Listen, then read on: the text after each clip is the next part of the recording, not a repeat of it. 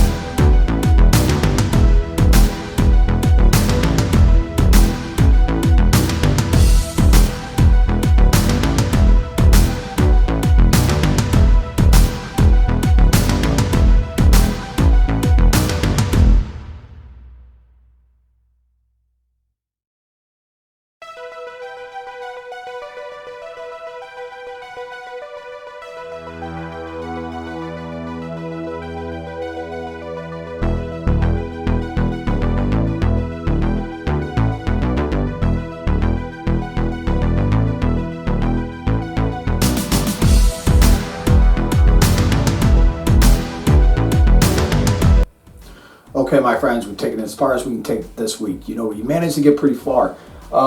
If you remember right, you know, I ripped this whole sand path completely out. We redid it because I'm using smaller pieces in here just to be able to add this accent for the feet here. They're pretty heavy, you know, so they're going to crunch the ground. I also started laying in, you know, some of the landscaping depth, you know, because Mother Nature is chaotic. There's no rhyme or rhythm to it. It just happens. So of course, you know, I'm trying to build, you know, mounds of different textures within this. And to do that, like Mother Nature, you just got to be random. But anyway, let's go ahead and take a closer look at what we got done. Alright, so let's check it out. This was the desired effect that I was going for. Alright, as you can see, looks like the walker stepped down and broke it apart a little bit, you know, because it's a little softer. Alright, when I first started working down here, and I still got a lot more work to go, you know, I wasn't kind of digging it. I needed to work it out. And as time progressed and I started to get it more in here, I started getting a little more like that. So if you notice, you know, it's 2 layers thick. We still need to work on those feet a lot more. We got a lot more work to work on over here as well. And a different layering as we go through. I have so much that I want to put in here. Time will take it though. Alright, my friends, sometimes when I get to building, I just keep on going. You know, I had a lot to talk about, but then, like I said, you know, I kind of fell into that trance and just worked. And the next thing you know, here we are, we're at the end. But anyway, you know, if you like what you saw here today, go ahead and hit that like button. It helps the algorithm out, and it also lets me know I'm doing a good job. And of course, we can't grow here as a family unless you hit that subscribe button. So please, you know, for you it's a second, for me it means a lot. And of course, if you got a good idea or maybe a good idea for a room inside this, you know, go ahead and put that down in the comment below. And if you feel like it, let me know where you're from.